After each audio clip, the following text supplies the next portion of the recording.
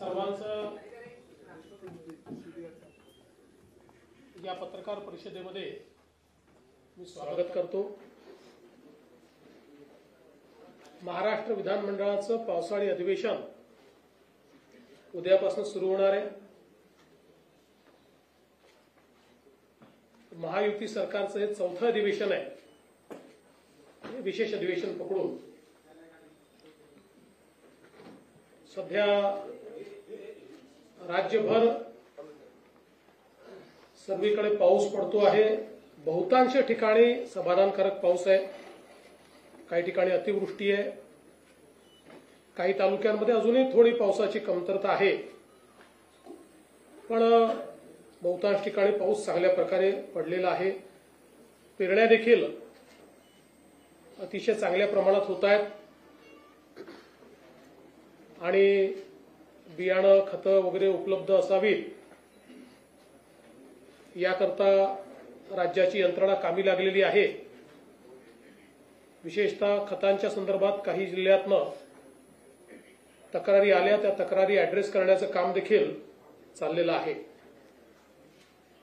आजच्या या अधिवेशनाच्या पूर्वसंध्येला आम्ही विरोधी पक्षाला चहापानाकरता बोलवलं होतं, परंतु नेहमीच्याच पद्धतीनं विरोधी पक्षाने चहापानावर बहिष्कार टाकला आहे आणि हा बहिष्कार टाकत असताना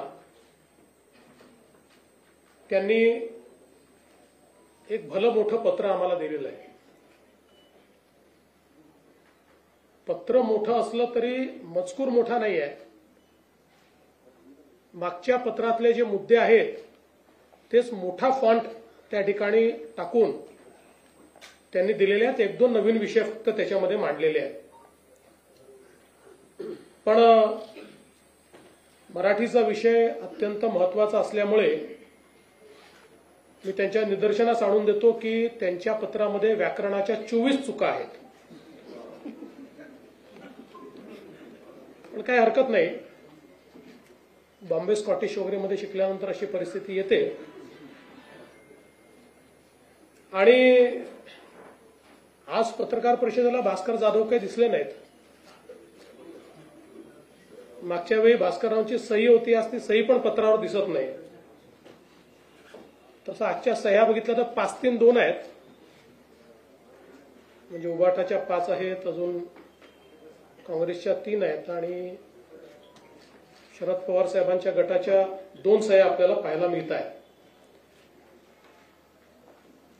आज वडेट्टीवार पत्रकार परिषदेत असं म्हणाले की आमच्या कामांना स्थगिती मिळाली। वडेट्टीवारांना अजूनही उद्धव ठाकरेच मुख्यमंत्री आहेत असं वाटत आहे, त्यामुळे ते स्थगितीच्या संदर्भात बोलले। पण त्याहीपेक्षा आज जितेंद्र आव्हाडांनी बोफोर्सची आठवण काढली। म्हणजे बोफोर्सचा घोटाळा झाला होता हे जितेंद्र आव्हाडांना मान्य असल्यामुळे त्यांनी आज बोफोर्स सारखे घोटाळे चालले आहेत अशा प्रकारे घरचा आहेर हा त्या ठिकाणी दिलेला आहे। आणि मला असं वाटतं की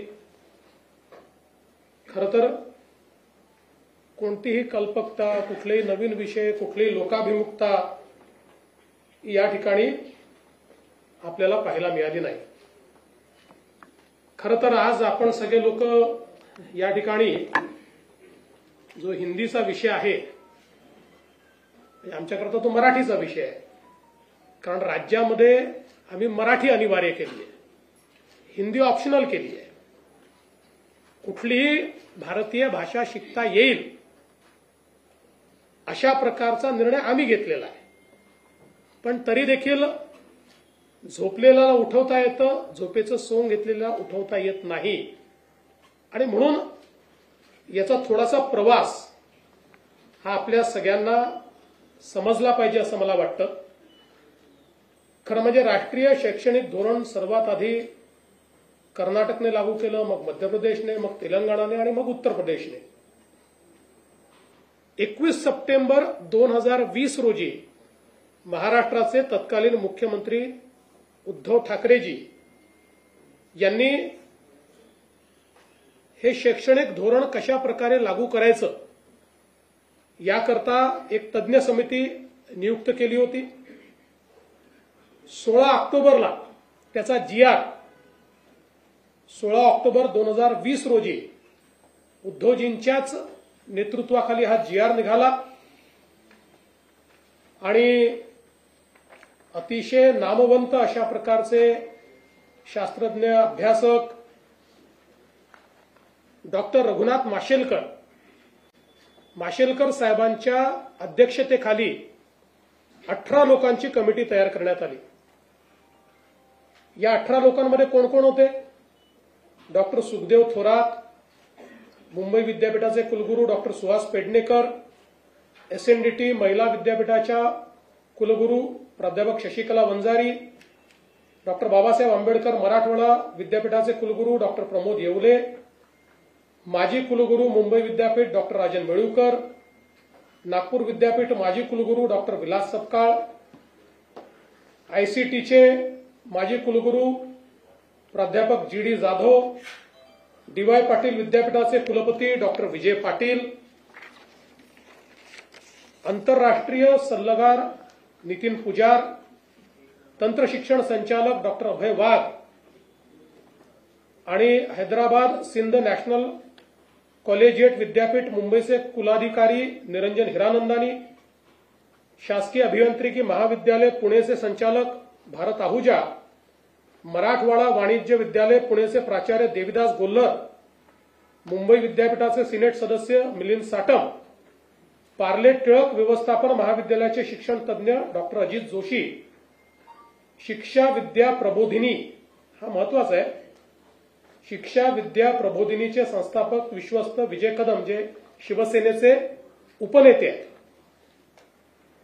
आणि शिवसेनेचे म्हणजे उभाटा सेनेचे, आमच्या शिवसेनेचे नाही, आणि उच्च शिक्षण संचालक डॉक्टर धनराज माने, अशा 18 लोकांची कमिटी ही या ठिकाणी तयार झाली. आता हे सगळेच मराठी लोक आहेत, नामवंत लोक आहेत, शिक्षण क्षेत्र समजणारे लोक आहेत. अशा लोकांची एक अतिशय चांगली समिती उद्धवजींनी तयार केली. 14 सप्टेंबर 2021ला या समितीने उद्धव ठाकरे साहेबांना 101 पानाचा अहवाल सादर केला. त्याचं जे DGIPRचं ट्विट आहे तेही माझ्याकडे आहे, हे आपण सगळे बघू शकता. तो अहवाल स्वीकारताना उद्धवजी दिसतायत, बरेच लोक दिसतायत, माननीय संपादकही उपस्थित होते पण फोटो दिसत नाही आहेत, आणि हा ट्विट त्या ठिकाणी करण्यात आलेला आहे. हे त्या संदर्भात त्यांचं वाक्य की याची लगेच आम्ही अंमलबजावणी करणार वगैरे ते सगळं हे प्रेसमध्ये त्यावेळी आलेलं आहे. आणि मग आपण जर बघितलं तर 15 सप्टेंबर 2021 च्या या बातम्या वगैरे आहेत, मी आता त्याच्यामध्ये जात नाही. आता या अहवालात काय म्हटलेलं आहे, या सर्व तज्ज्ञांनी काय म्हटलेलं आहे, तर या अहवालाच्या 8व्या प्रकरणामध्ये भाषेचा विषय आलेला आहे, पृष्ठ क्रमांक 56. आता पृष्ठ क्रमांक 56 वर अहवालामध्ये जो काही या ठिकाणी शिफारस त्यांनी केलेली आहे त्याच्याकरता एक उपगट तयार करण्यात आला होता, आणि त्या उपगटामध्ये कोण होते? भाषेच्या उपगटामध्ये डॉक्टर सुखदेव थोरात, नागनाथ कोतापल्ले, अजून काही सदस्य होते, पण यात भाषेच्या या उपगटामध्ये महत्वाचे सदस्य होते विजय कदम, उबाठाचे उपनेते विजय कदम हे या उपगटाचे नेते होते किंवा यातले प्रमुख होते. आणि यांनी काय शिफारस केली आहे, तर यांनी शिफारस अशी केलेली आहे की मुद्दा क्रमांक 8.1 इंग्रजी आणि हिंदी भाषा ही दुसरी भाषा म्हणून पहिल्या वर्गापासून लागू करण्यात यावी. 1ली ते 12वी असे 12 वर्ष विद्यार्थी इंग्रजी शिकतील तर त्याला इंग्रजी भाषेची जाण येईल आणि आवश्यक पुस्तके वाचता येतील. अभियांत्रिकी, वैद्यकीय आणि अन्य तांत्रिक व्यावसायिक अभ्यासक्रमांसाठी ते सज्ज असतील. उच्च शिक्षण संस्थांमधून मराठी शिकवण्याला प्राधान्य द्यावेच लागेल, पण त्याच वेळी इंग्रजी आणि हिंदी ही दुसरी भाषा पहिल्या वर्गापासून ते 12वी पर्यंत सक्तीची करण्यात यावी. आवश्यकता भासत असेल तर महाविद्यालयीन शिक्षणाच्या 3 किंवा 4 चौथ्या वर्षाच्या पदवी अभ्यासक्रमामध्येही हिंदी सक्तीची करावी. आता कोणी म्हटलंय, उद्धवजींनी तयार केलेल्या समितीमध्ये ज्यात उबाठा सेनेचे उपनेते हे सदस्य आहेत, त्यांनी केलेली ही शिफारस आहे. खरं म्हणजे हे रिकमेंडेशन आता इंग्रजीमध्येही आहे, ते पुन्हा मी वाचून दाखवत नाही. आता आपण जर बघितलं तर 14 सप्टेंबर 2021 रोजी हा अहवाल सादर झाल्यानंतर तो मंत्रिमंडळापुढे आला आणि 7 जानेवारी 2022ला त्याचं इतिवृत्त कायम झालंय. आपल्याला पाहिजे असेल तर त्या इतिवृत्ताची कॉपी देखील मी दाखवतो. हे सही आपण ओळखतो उद्धवजींची, म्हणून मी तुम्हाला दाखवतो ती.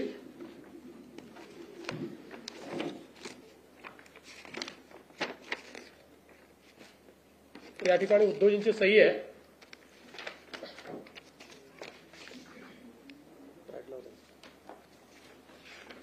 ठीक आहे. मुख्यमंत्री उद्धव ठाकरेंची सही आहे कॅबिनेट निर्णयावर, मिनिट्सवर, म्हणजे कन्फर्म झालेली आहेत मिनिट्स, ही त्यांची उद्धवजींची सही याच्यावर आहे. त्यामुळे याच्यामध्ये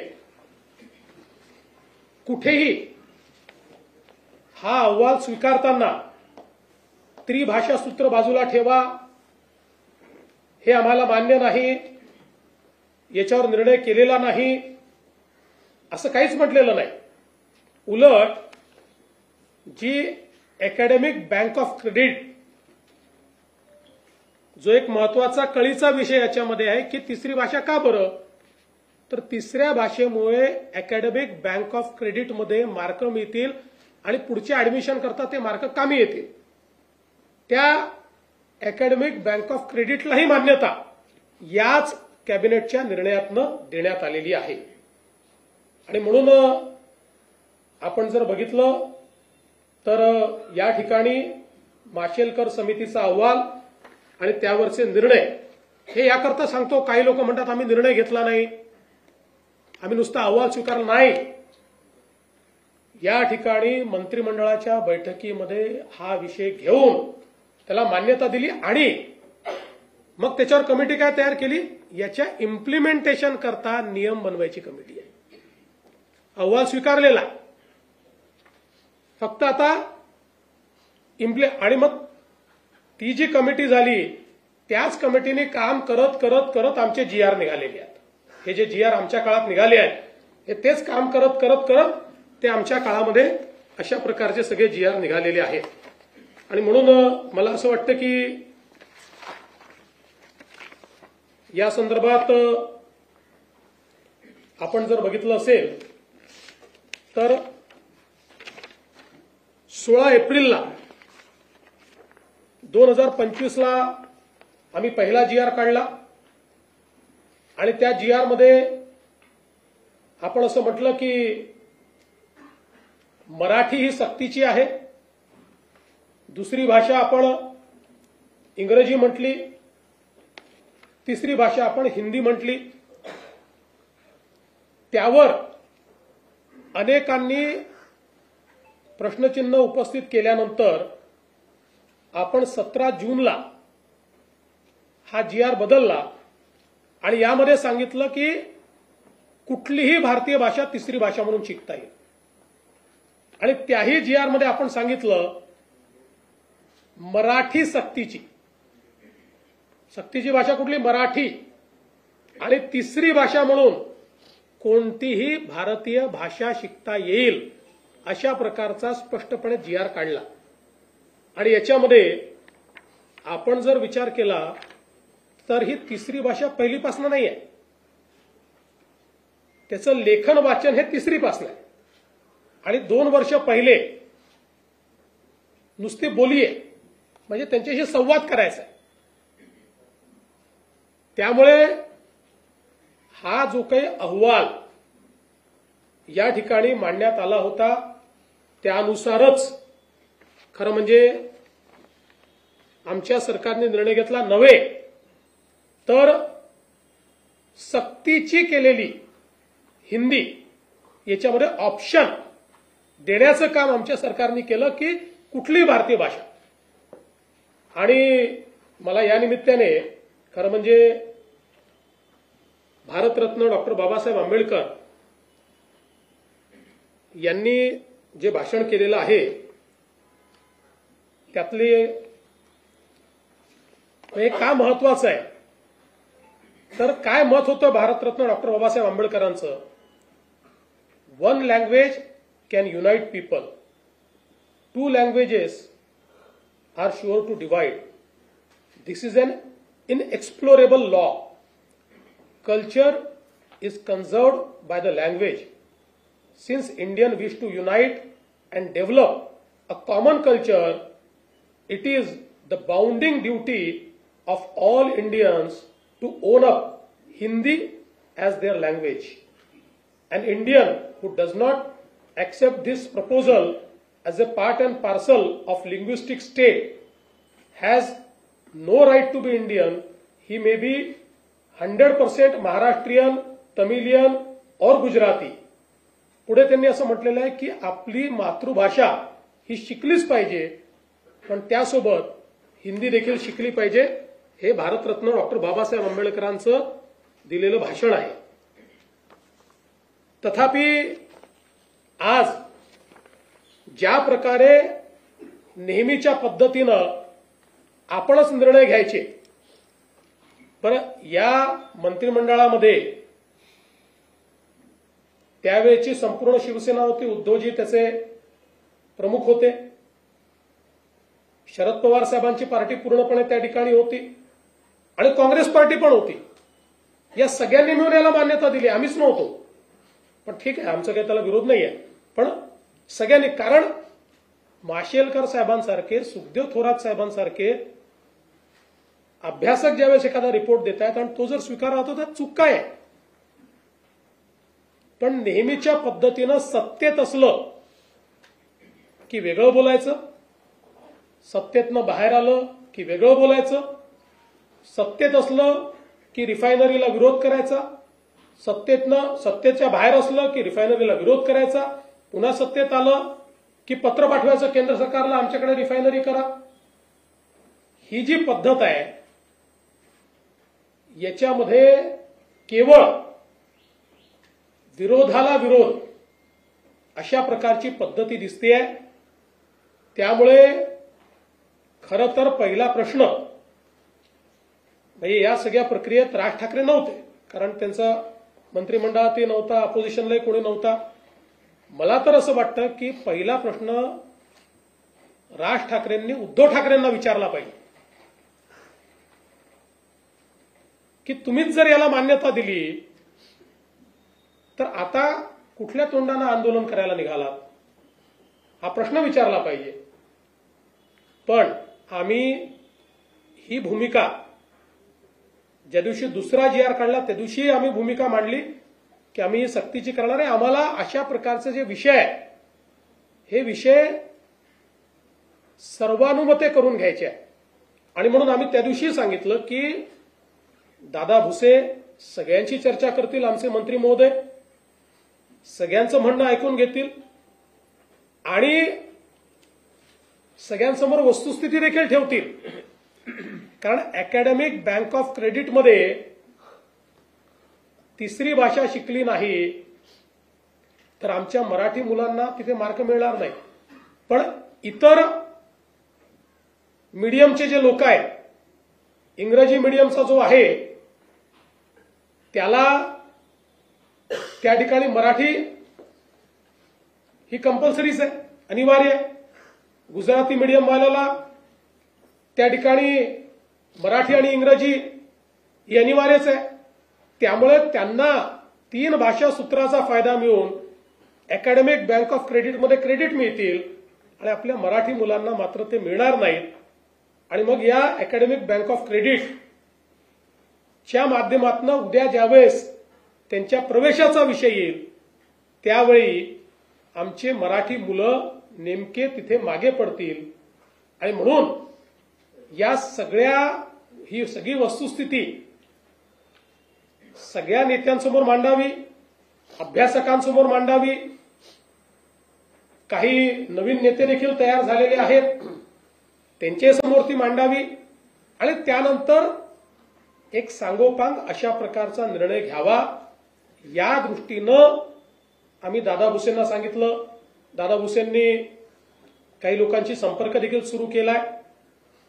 पण मला असं वाटतं की याच्यावर चुकीच्या पद्धतीचं राजकारण जे आहे हे करणं चाललंय. आणि म्हणून आज मंत्रिमंडळाच्या बैठकीमध्ये आम्ही याच्यावर सांगोपांग चर्चा केली आणि आम्ही असा निर्णय केलेला आहे की त्रिभाषा सूत्राच्या संदर्भात ही भाषा कुठल्या वर्गापासून लागू करावी, ती कशा प्रकारे करावी, कुठली करावी, काय मुलांना चॉईस द्यावा, याचा निर्णय करण्याकरता राज्य सरकारच्या वतीनं डॉक्टर नरेंद्र जाधव यांच्या नेतृत्वात एक कमिटी तयार करण्यात येईल. आपण सगळे जाणता डॉक्टर नरेंद्र जाधव साहेब प्लॅनिंग कमिशनचे मेंबर होते, कुलगुरू होते, शिक्षण तज्ज्ञ म्हणून त्यांना आपण ओळखतो.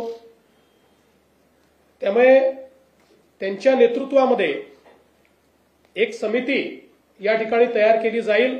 त्यात काही सदस्य अजून असतील, त्यांची नावं लवकरच घोषित केली जातील. आणि या समितीचा रिपोर्ट आल्यानंतरच त्रिभाषा सूत्र त्या रिपोर्टच्या आधारावर या ठिकाणी लागू केलं जाईल. आणि म्हणून 16 एप्रिल 2025 आणि 17 जून 2025 हे दोन्ही शासन निर्णय आम्ही रद्द करण्याचा निर्णय घेतलेला आहे. हे दोन्ही शासन निर्णय या ठिकाणी रद्द आम्ही करतो आणि ही नव्याने समिती तयार करतो.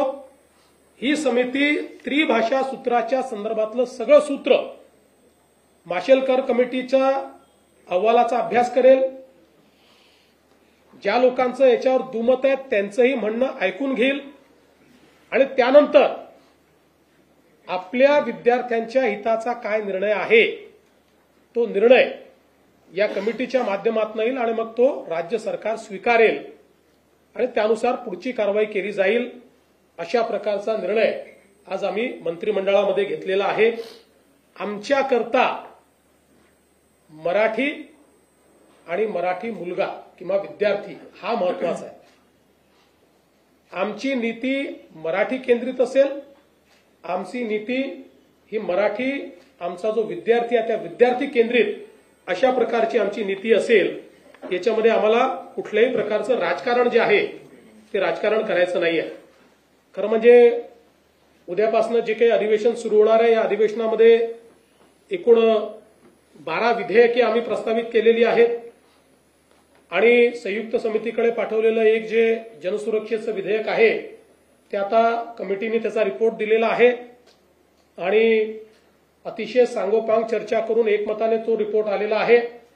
त्याच्यामुळे त्या रिपोर्टवर आता आधारित चर्चा होऊन हे विधेयक देखील या अधिवेशनासमोर असेल. त्यामुळे एकूण जुनं एक प्रलंबित विधेयक, एक संयुक्त समितीचं विधेयक आणि 12 प्रस्तावित विधेयके या सभागृहापुढे येतील. 6 अध्यादेश हे सभागृहाच्या पटलावर ठेवले जातील आणि एकूणच हे जे अधिवेशन आहे आमच्याकडे प्रचंड बहुमत असताना देखील आम्ही अधिवेशनातनं पळ काढणारे नाही. पूर्ण 3 आठवड्याचं अधिवेशन आम्ही घेतलेलं आहे. आमची अपेक्षा आहे की विरोधी पक्षाने या अधिवेशनामध्ये चर्चा करावी आणि त्यांच्या प्रत्येक प्रश्नाला उत्तर द्यायला आम्ही तयार आहोत. राज्याला विकासाकडे नेण्याकरता आमची महायुती उत्तम काम करते आहे आणि त्या दृष्टीनं या अधिवेशनात आमची पुढची ध्येय धोरणं देखील आम्ही त्या ठिकाणी आपल्यापर्यंत आपल्या मार्फत जनतेपर्यंत पोहोचवू. धन्यवाद. शिंदे.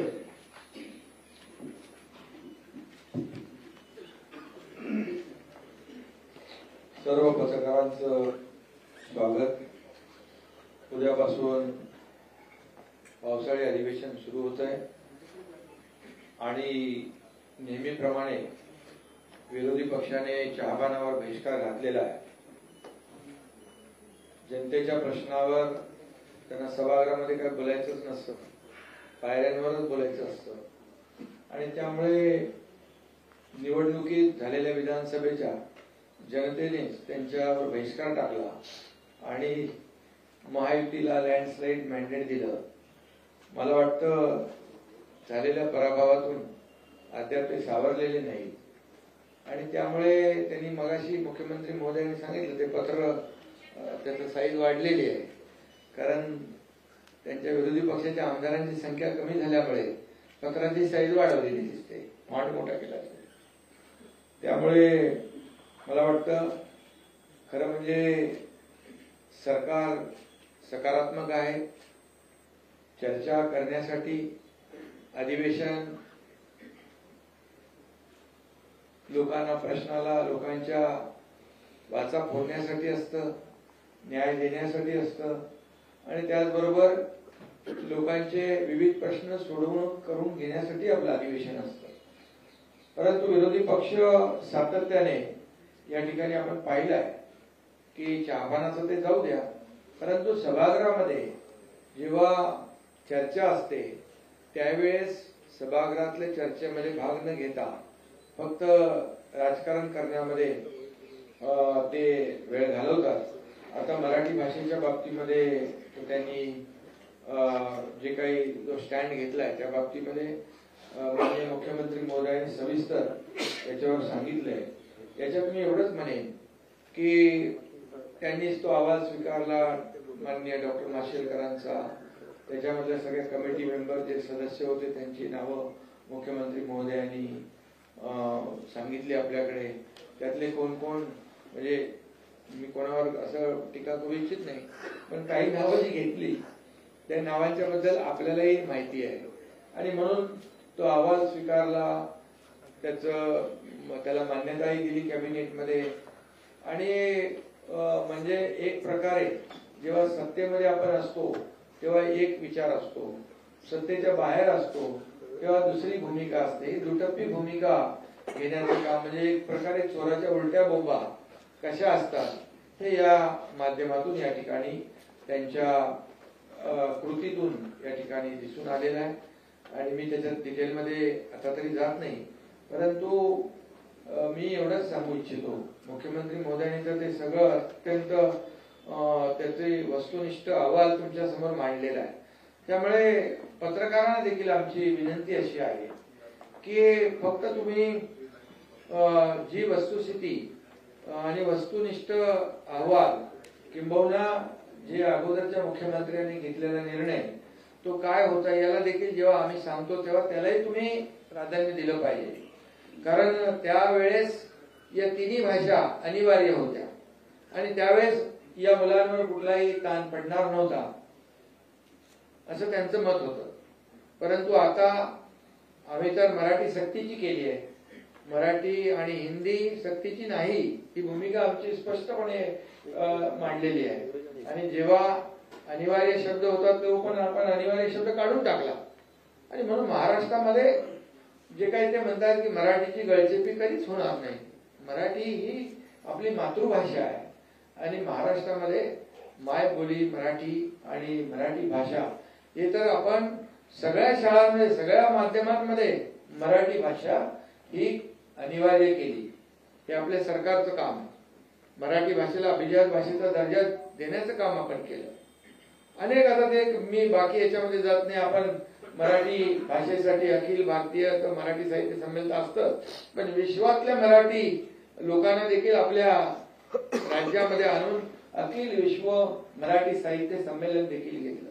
त्यामुळे मराठी बाबतीमध्ये आता जे कुठल्या कुठल्या शाळेत शिकतात त्यांनी आता मगाशी मुख्यमंत्री महोदय बोलले त्यामुळे मी त्याच्यावर बोलत नाही. फक्त एवढंच आहे की तेव्हा ताण नव्हता, आता अंमलबजावणी करताना कुठला ताण त्यांच्यावर आला याचं देखील विश्लेषण होईलच. परंतु आमची भूमिका स्पष्ट आहे. मराठीला प्राधान्य, मराठी सक्तीची, हिंदी सक्तीची नाही. आणि हे आता जे मुख्यमंत्री महोदयांनी सांगितले, दोन्ही जे रद्द आम्ही केले, आता जो काही निर्णय आहे तो स्थगित केलाय. आणि हे जे आता आपले जाधव डॉक्टर नरेंद्र जाधव यांची समिती जी आहे त्याच्यात आणखी आता अगोदरच्या समितीमध्ये काही नावं आहेत ती तुम्ही त्याच्यावर मी बोलू इच्छित नाही. परंतु मुलांच्या हिताचा निर्णय, विद्यार्थ्यांच्या हिताचा निर्णय या ठिकाणी घेण्यात यावा अशा प्रकारचा आपली सरकारची भूमिका आहे. आणि आपला विद्यार्थी कुठेही मागे पडू नये हीच भूमिका प्रामाणिकपणे आहे. आणि त्यामुळे आम्ही कुठला इगो ठेवलेला नाही. ते जेव्हा सुरुवातीला अनिवार्य होतं तेव्हा चर्चा झाली, अनिवार्य शब्द ताबडतोब आपण काढून टाकला. आणि त्यामुळे कुठल्याही या शैक्षणिक क्षेत्रामध्ये सरकारला कुठलीही आडमुठेपणाची भूमिका सरकार घेणार नाही, घेतली नाही. आणि अहंकार तर आमच्याकडे बिलकुल नाही. इगो आम्ही कुठलाही निर्णय रेटून नेणार नाही. आता त्या अहंकाराच्या भाषेमध्ये मी काही जात नाही, ते तुम्हाला माहित आहे. आणि त्यामुळे या बाबतीमध्ये मुख्यमंत्री महोदयांनी घेतलेला निर्णय जो आहे, त्यांची चर्चाही झाली, आता कॅबिनेटमध्येही चर्चा झाली. आणि लोकभावना जी आहे, जनभावनेचा आदर करणारे आम्ही लोक आहोत. हे सर्वसामान्य माणसाचं सरकार आम्ही नेहमी म्हणतो. आणि म्हणून जनभावना त्याचा आदर करणं हे आमचं काम आहे.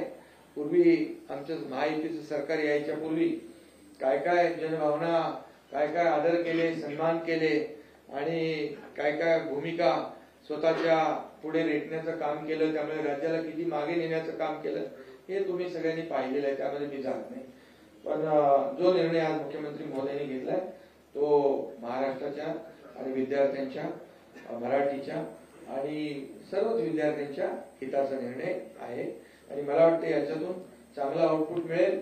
आणि यामध्ये शेवटी मुलं जे आहेत आपल्या देशाचं भवितव्य आहे.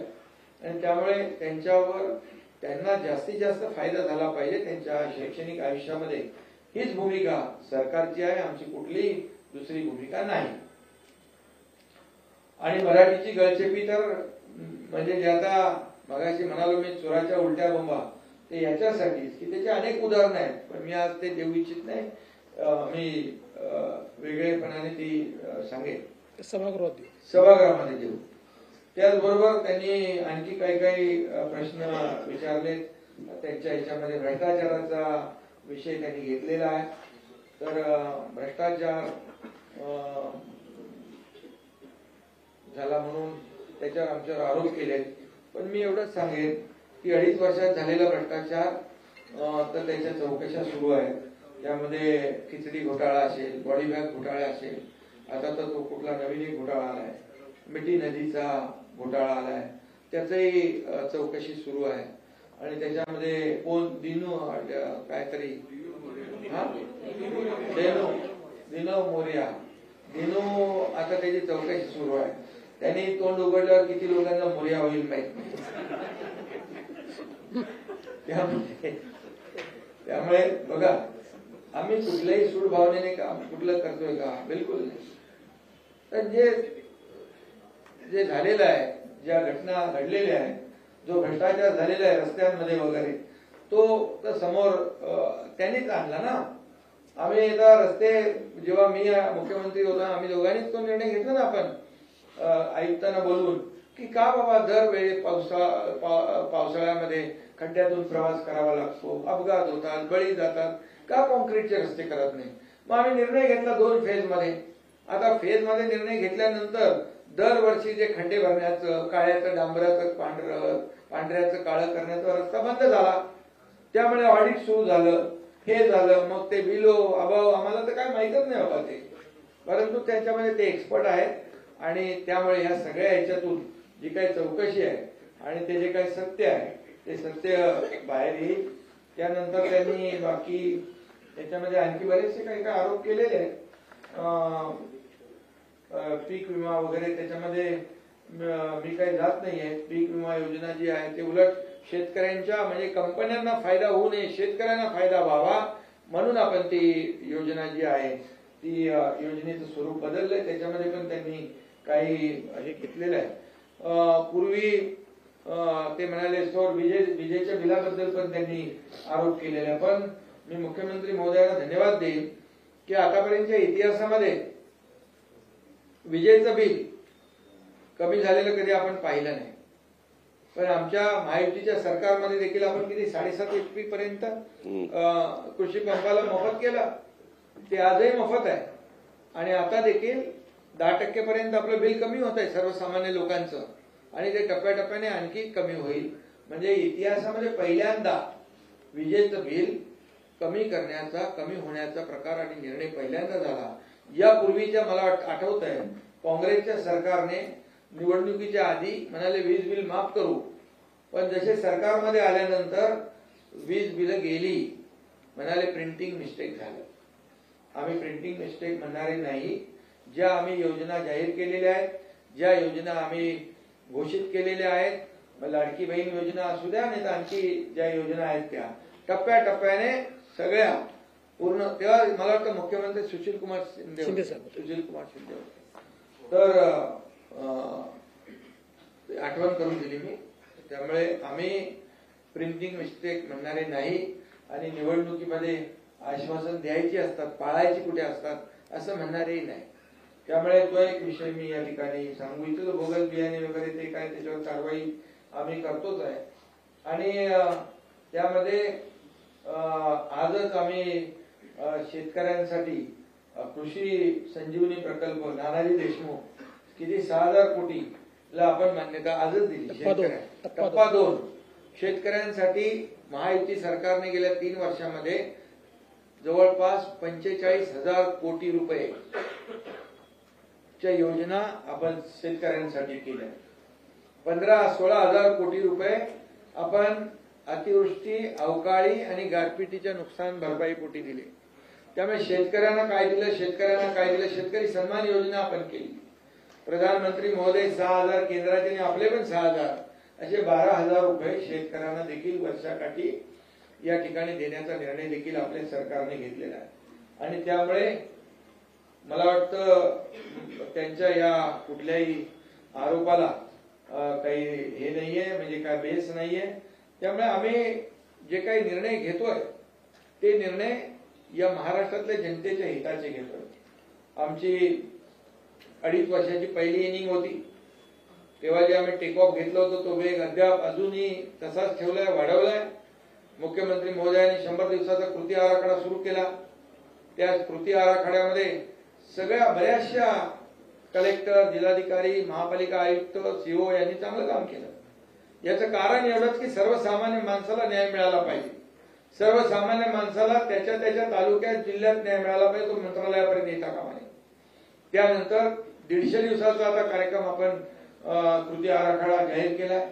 कालच आपलं मास राईडचं लोकार्पण झालं नागपूरमध्ये. कुठलाही जिल्हा कुठेही इतर जिल्ह्यांपेक्षा मागे राहू नये यासाठी महास्ट्राईड हे त्याचं लोकार्पण झालं. आपण वर्ल्ड बँकेसोबत या ठिकाणी त्यांच्या सोबत राज्य सरकार एकत्र काम करतंय आणि प्रत्येक जिल्ह्याला समान न्याय, म्हणजे तुम्हाला विकासाचं सांगतोय. आता 2.5 वर्षापूर्वी तर तुम्हाला माहित आहे, 2.5 म्हणजे माझ्या 2.5 वर्षापूर्वीच, आता माझे 2.5 वर्ष धरा. त्यामुळे जसे स्पीड ब्रेकर वगैरे होते ते सगळे आम्ही काढून टाकले. मी सांगतो ना, म्हणजे विकासाला ज्या योजना चांगल्या आहेत त्या आम्ही कॅरी फॉरवर्ड केल्या.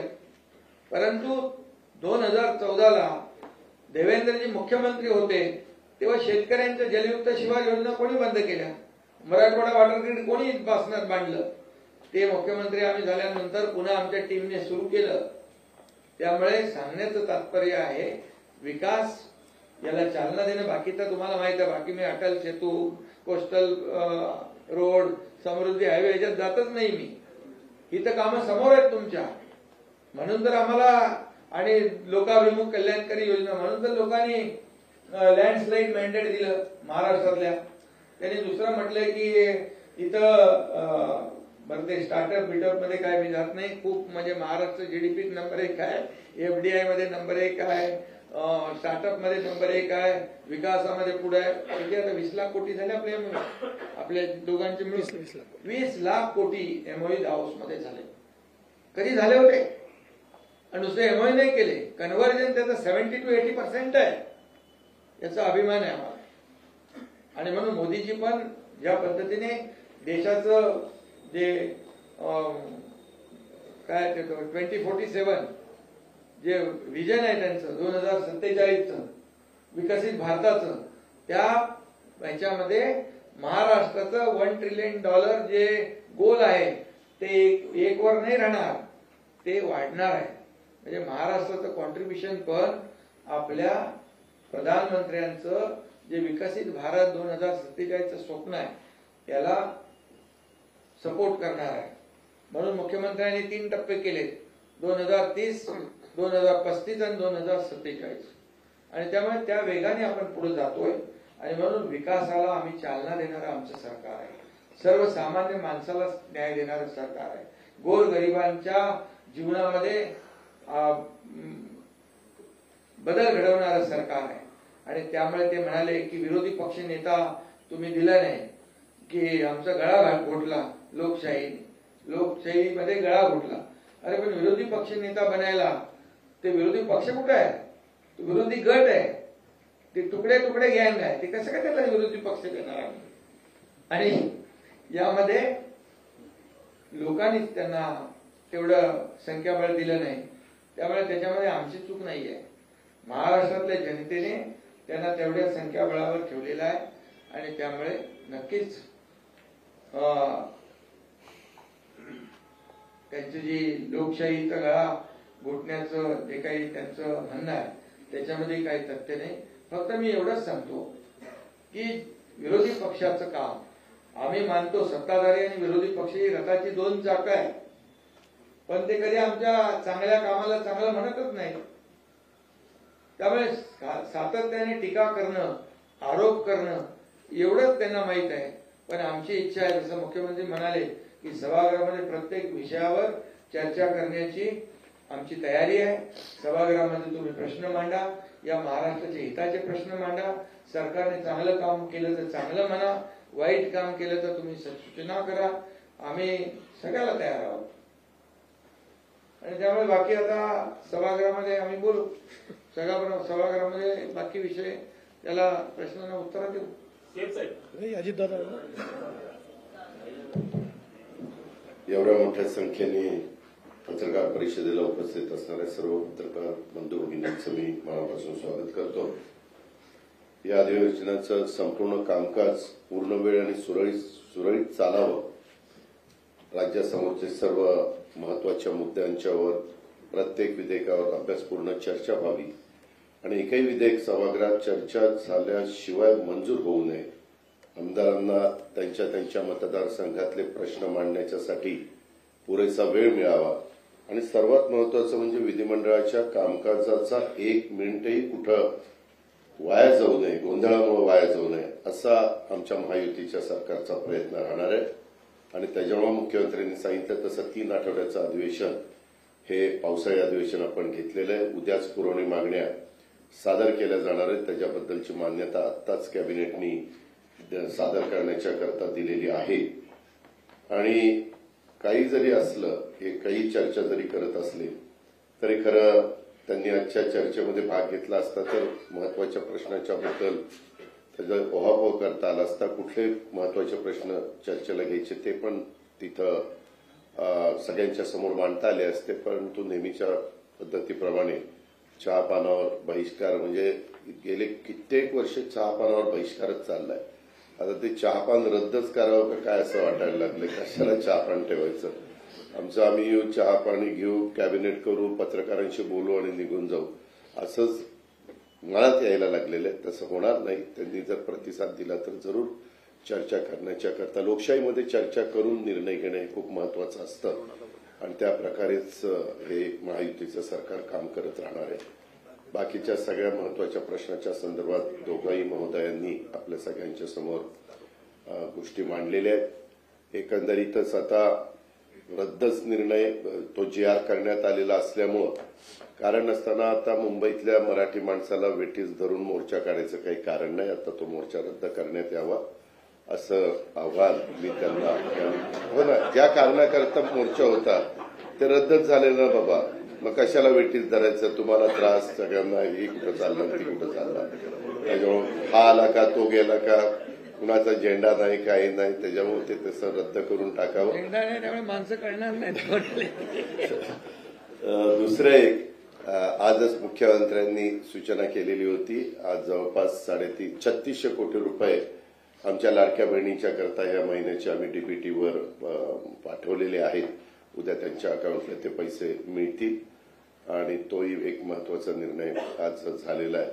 अशा पद्धतीनं आणि बाकीच्या पावसाच्या वगैरेच्या बद्दल कधी नव्हे महाराष्ट्राच्या इतिहासामध्ये जून महिन्यामध्ये धरणांची परिस्थिती काही अपवाद आहेत काही भागातले अपवाद आहेत परंतु कधी एवढ्या मोठ्या प्रमाणावर जून महिन्यामध्ये धरणं भरलेली म्हणजे बऱ्यापैकी भरलेली आपल्याला पाहायला मिळाली नव्हती. अर्थात काही ठिकाणी फार नुकसान पण झालेलं आहे. वाशिम असेल किंवा काही आपला विदर्भाचा भाग आहे ते तिथं बरेच जमीन वाहून वगैरे गेलेली पिकांचं नुकसान झालेलं आहे. त्याचे रितसर पंचनामे करण्याच्या सूचना पण अधिकाऱ्यांना दिल्या गेलेल्या आहेत आणि त्याच्यामध्ये नेहमीच हे सरकार बळीराजाच्या पाठीशी उभं राहण्याचं काम करत असतं. इथून पुढेही ते करत राहील आणि त्यांना पुन्हा कसं आपल्याला उभं करता येईल ह्याबद्दलचं संपूर्ण नियोजन हे महायुतीच्या सरकारने केलेलं आहे आणि अधिवेशनामध्ये ज्या ज्या गोष्टीचे प्रश्न ते उपस्थित करतील विरोधक संख्येने जरी कमी असले तरी त्यांना विचारलेल्या प्रश्नाला समर्पकपणे उत्तर देणं आणि कारण नसताना कुठला तरी गैरसमज लोकांच्या मध्ये होऊ न देणं. बऱ्याचदा विरोधक फेक नॅरेटिव्ह सेट करण्याचा प्रयत्न करत असतात. तसं काही कारण नाही. त्याला आम्ही अतिशय व्यवस्थितपणे उत्तर देऊ. प्रत्येक प्रश्नाला उत्तर महायुतीच्या सरकारकडे आहे. त्याच्यामध्ये केंद्राची मदत आम्हाला होते पंतप्रधानांची आणि त्यांच्या मंत्रिमंडळाची राज्यातल्या पण सर्व सहकाऱ्यांची मदत होते. या प्रकारे हे अधिवेशन व्यवस्थितपणे पार पाडलं जाईल ही खात्री मी आपल्याला देतो. थांबतो. धन्यवाद.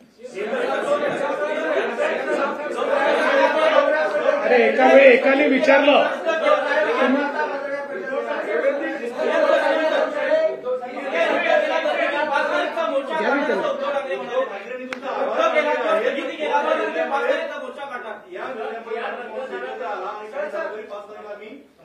काढावा त्यांनी म्हणजे फक्त राजकारणच आहे आलं याच्यातनं स्पष्टच झालं ना की फक्त राजकारणाकरताच त्यांनी हा निर्णय केला होता.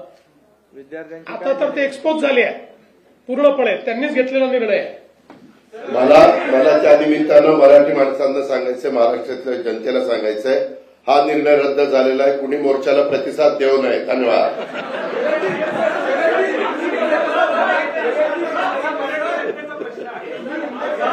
त्यांचं काम झालं मुख्यमंत्र्यांना मराठीची बेइज्जती करायची होती म्हणून आता आम्ही सगळे एकवटलेले आहोत. त्यांनी तुमचे आभार मानले. मी त्यांचे आभार मानतो की त्यांनी ज्या प्रकारचा कारभार चालवला त्यामुळेच आमचं सरकार आलं की नाही. आम्हाला ही जी काही सरकारमध्ये काम करायची संधी मिळाली ती त्यांच्यामुळे मिळाली. पण मला त्यांना प्रश्न विचारायचा आहे. मराठी माणसाचं ते बोलतात पत्राचाळीतल्या मराठी माणसाचं काय बीडीडी स्कीम मधल्या मराठी माणसाचं काय अभ्युदयनगर मधल्या मराठी माणसाचं काय गिरगावातल्या मराठी माणसाचं काय. या मुंबईतनं मराठी माणूस सोडून गेला त्याला ते जबाबदार नाहीत आणि त्याला इथे घर देण्याचं काम हे शिंदे साहेबांनी आम्ही अजितदादांनी आमच्या सरकारने केलं. त्यामुळे मराठी माणसाचं पोट भाषण देऊन भरणार नाही. मराठी माणसाच्या गोष्टी करायच्या आणि धन्ना सेठांच्या पाठीशी उभं राहायचं ही जी त्यांची नीती होती आज त्यांच्यापुढे हा देखील प्रश्न योग्य विचारू. मगाशी आम्ही सांगितलं सभागृहामध्ये सांगू की मुंबईच्या महानगरपालिकेच्या मराठी शाळा कोणी बंद केल्या त्या कशा सीबीएसईकडे गेल्या त्यातल्या मराठीची काय अवस्था झाली या सगळ्या गोष्टी आमच्याकडे आहेत. काळजी करू नका. स्टॉक भरपूर आहे. योग्य वेळी बाहेर काढू.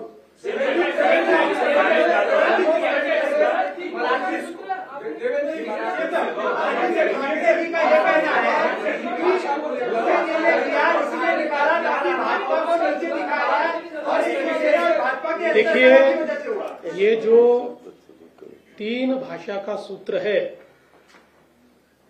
जो नई शिक्षा नीति ने दिया है, उसके ऊपर श्रीमान उद्धव ठाकरे ये जिस समय महाराष्ट्र के मुख्यमंत्री थे, उन्होंने डॉक्टर माशेलकर जी की कमेटी तैयार की थी।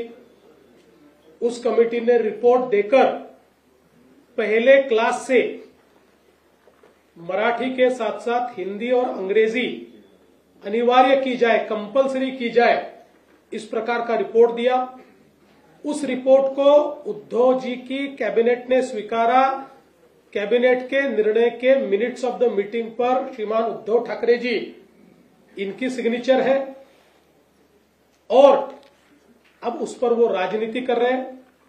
हमने ये बार बार बताया कि मराठी अनिवार्य है और कोई भी भारतीय भाषा आप सीख सकते हो, किंतु इनका विरोध हिंदी को है, इनका विरोध हिंदी भाषा को है।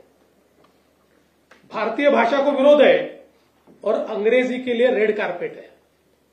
इनको अंग्रेजी चलती है लेकिन हिंदी नहीं चलती। और हमने जो निर्णय किया था उसमें कोई भी भारतीय भाषा आप सीख सकते हो, ऐसा निर्णय किया था। अब वो कौन से क्लास से लागू करना चाहिए, इसके ऊपर कुछ मत मतांतर है। इसलिए हमने ये निर्णय किया है कि हम लोग डॉक्टर नरेंद्र जाधव, इनकी एक कमेटी तैयार कर रहे हैं।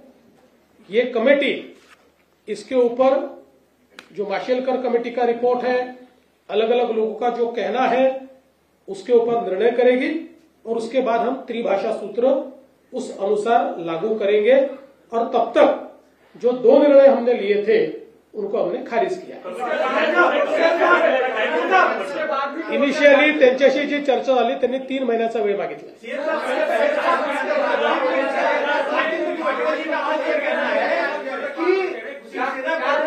शिक्षा मंत्री ने उन्होंने जीआर इसलिए निकाला ताकि भाजपा को नीचा दिखाया जाए और ये शिवसेना और भाजपा के अंतरकला की वजह से हुआ है। किसने बोला ये? अजीत ठाकरे ने अजीत की तारा में आज दोपहर को प्रेस कॉन्फ्रेंस अजीत ठाकरे नहीं, उनका तो मैंने वीडियो देखा। उन्होंने तो कहा हिंदी सीखनी चाहिए और उन्होंने कहा कि हिंदू हृदय सम्राट शिवसेना प्रमुख बाला साहब ठाकरे जी ने उनको कहा था हिंदी सीखने के लिए। सर, उसके बाद भी जिस तरीके से मोर्चा निकालने उद्धव ठाकरे के मोर्चे को लेकर माझ्या शुभेच्छा आहेत, त्यांनी एकत्र राहावं। उद्धव ठाकरे मोर्चा निकालने के लिए अभी भी तैयार है और कहना है कि मराठी भाषा के मुद्दे पर। देखिए, इससे ही ध्यान में आ गया कि उनको केवल राजनीति करनी है। मैं इतिहास के 10 चीजें बता सकता हूं कि केवल मराठी आदमी का नाम आगे करके उद्धव ठाकरे जी ने किस प्रकार से मराठी आदमी को ही इस मुंबई के बाहर निकाला है और उसी मराठी आदमी को मुंबई में वापस लाने का काम हमारी महायुति की सरकार ने किया है। धन्यवाद। नहीं, वो तो राजनीति है ना। और अजीत दादा ने बोला है कोई मराठी आदमी जाएगा नहीं।